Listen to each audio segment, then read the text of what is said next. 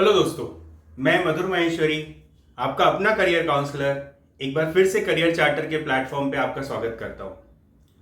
हमारी जो सीरीज चल रही है कि हम बायो के द्वारा कौन कौन से मेडिकल क्षेत्र या करियर ऑप्शंस सिलेक्ट कर सकते हैं, उसी सीरीज में ये सेकंड वीडियो है। फर्स्ट जो हमारे वीडियो रहे हैं वो मेडिकल कोर्सेज के अराउंड रहे हैं आफ्टर 12th विथ पीसीबी। ये वाला जो वीडियो है इसमें भी हमको पीसीबी ही रखना है, हमारे पास बायो होना जरूरी है। लेकिन अगर हमारा नीट में नहीं होता है, किसी बच्चे का नीट के थ्रू एडमिशन नहीं होता है, या इनफैक्ट उसको नीट वाली लाइन में कोई इंटरेस्ट नहीं है, तो हम क्या ऑप्शन ऑप्ट कर सकते हैं for non NEET specific courses.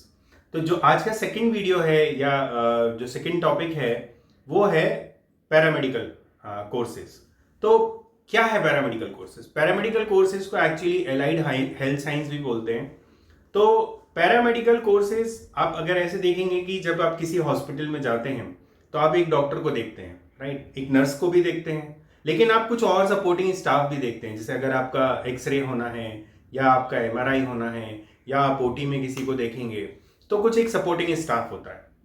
तो ये सपोर्टिंग स्टाफ जो है आपका पैरामेडिकल स्टाफ कहलाता है। सबसे बड़ी बात पैरामेडिकल स्टाफ के साथ ये है या पैरामेडिकल कोर्स के साथ ये है, सबसे बड़ा एडवांटेज, कि ये ऑन जॉब ट्रेनिंग टाइप होते हैं। जैसे कि जिसमें हमको जो है इमीडिएटली जॉब मिल जाती है। तो इट्स बेसिकली जब आपका कोर्स रहेगा जो आप पढ़ेंगे तो आपको क्विक जॉब पोटेंशियल है, जॉब के ओरिएंटेड आपको चीज़ें बताई जाएंगी। तो जैसे ही आप ग्रेजुएट होके या पढ़ के बाहर निकलेंगे आपको जॉब मिल जाएगी या आपका करियर स्टार्ट आप कर सकते हैं। तो ये इन शॉर्ट पैरामेडिकल कोर्सेज हैं या कोर्स है या एलाइड हेल्थ साइंस है। अब पैरामेडिकल कोर्स के बारे में अगर बात करूं तो इसको तीन चीज़ों में हम तीन एरिया में कर सकते हैं। First is certificate courses, second is diploma courses और third is degree courses. PG भी होता है बट प्राइमरली मैं अभी 12th के स्टूडेंट्स को ध्यान में रख के बात कर रहा हूं। तो अगर आप 12th के बाद करना चाहें या 10th के बाद भी करना चाहें तो आप कुछ सर्टिफिकेट कोर्सेज भी कर सकते हैं। सर्टिफिकेट कोर्सेज की जो ड्यूरेशन होती है वो जनरली आपका 6 मंथ से 2 years रहती है। अगर आप डिप्लोमा करते हैं तो डिप्लोमा कोर्सेज की जो ड्यूरेशन रहती है वो 1 to 3 years रहती है। डिप्लोमा के बाद भी आप अर्निंग स्टार्ट कर सकते हैं। तो जरूरी नहीं है कि आप डिग्री तक जाएं। अगर आप कुछ कारण से फाइनेंशियल कंस्ट्रेंट्स या कुछ हैं, अगर आपको डिग्री नहीं करना है तो आप डिप्लोमा करके भी जॉब में आ सकते हैं। तो डिप्लोमा की ड्यूरेशन हो गई 1 to 3 years। डिग्री कोर्सेज जो हैं या जिनको हम यूजी प्रोग्राम्स कहते हैं, इनकी जो ड्यूरेशन रहती है वो 3 to 4 years रहती है। अब पैरामेडिकल कोर्सेज में एडमिशन अगर आपको लेना है तो जो यूनिवर्सिटीज़ हैं या जो इंस्टीट्यूट्स हैं वो अपने खुद के एंट्रेंस एग्जाम्स कंडक्ट करा सकती है। जैसे कि अगर मैं कुछ प्रोमिनेंट नाम लूँ तो एम्स दिल्ली अपना खुद का फॉर एम्स में एडमिशन के लिए पैरामेडिकल से related AIIMS Delhi admission test conduct कराता है, बीएचयू अपना कराता है, जिपमेर अपना कराता है, सीएमसी वेल्लोर एक अलग प्रोमिनेंट इंस्टीट्यूट है। तो ऐसे हर इंस्टीट्यूट अपना अपना एंट्रेंस क्राइटेरिया डिफाइन करते हैं और एंट्रेंस टेस्ट डिफाइन करते हैं to get the admission into the paramedical courses. अब पैरामेडिकल कोर्सेज जो हैं वो 30+ हैं, कैन यू इमेजिन। अब 30+ कोर्सेज हैं जो हमारे पास हैं। अगर मैं आपसे बोलूं कि मैं अगेन स्लाइड नहीं यूज़ करता हूं या कर रहा हूं, आप चाहें तो पेन ले सकते हैं या आप गूगल की मदद ले सकते हैं। तो अगर आप पैरामेडिकल में ध्यान से अगर कोर्सेज की लिस्ट में बोलूं तो bachelor of physiotherapy, bachelor of occupational therapy बोलना था, बीएससी और bachelors of radiation technology, BSc in x-ray technology, BSc in medical lab MLT जिसको बोलते हैं, BSc in optometry, BSc in nuclear medicine technology, BSc in dialysis theory, BSc in medical record technology, BSc in medical imaging technology, BSc in anaesthesia, BSc in operation theatre technology and bachelor in cardiac technology. तो ये मैंने 30 तो नहीं cover करे हैं, लेकिन definitely कुछ जो प्रोमिनेंट कोर्सेज हैं वो आपके सामने रखे हैं। तो आप इनमें से कुछ कर सकते हैं या जो बचे हुए हैं जिनको मैंने कवर नहीं करा है उनको भी आप गूगल करके देख सकते हैं। मैं जाने से पहले एक और बात आपको बोलना चाहूँगा कि ये जो इतने सारे कोर्सेज हैं, अगर मैं इसको प्रायोरिटी ऑर्डर भी दूँ तो क्या हो सकता है, राइट।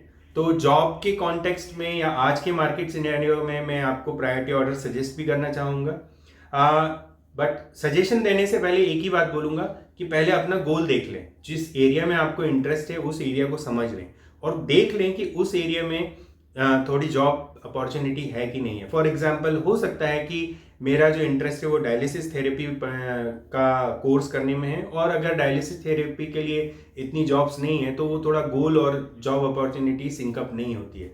ऑन द कॉन्ट्ररी, अगर मेरा एमएलटी करने का थोड़ा सा मन कम है लेकिन एमएलटी के लिए जॉब्स ज़्यादा हैं तो मे बी एमएलटी को आप प्रेफर कर सकते हैं। तो टॉप 5 जो अगर मैं आपको बोलूं कि कोर्सेज आप पैरामेडिकल में कौन से कर सकते हैं, तो फर्स्ट इज एमएलटी आता है, तो bachelors BSc in medical lab technology. Second आता है BSc bachelors of radiation technology, जिसमें कि आप जो रेडियोलॉजिस्ट के साथ में काम कर सकते हैं। थर्ड में अगर मैं बोलूँगा तो बीएससी इन ऑप्टोमेट्री, ये बहुत अपकमिंग कोर्स है जिसमें आप आंखों से रिलेटेड जो सपोर्ट स्टाफ है वो ऐसे सपोर्ट स्टाफ बन सकते हैं, और स्पेशली बिग आई हॉस्पिटल्स में या जो आई से रिलेटेड जो कुछ इक्विपमेंट्स बनते हैं उसमें भी आप वहाँ पे काम कर सकते हैं। तो it's a very upcoming thing. AIIMS Delhi तक इसका एग्जाम कंडक्ट कराता है। तो BSc in optometry is third. Fourth जो है वो बैचलर इन कार्डियक टेक्नोलॉजी है।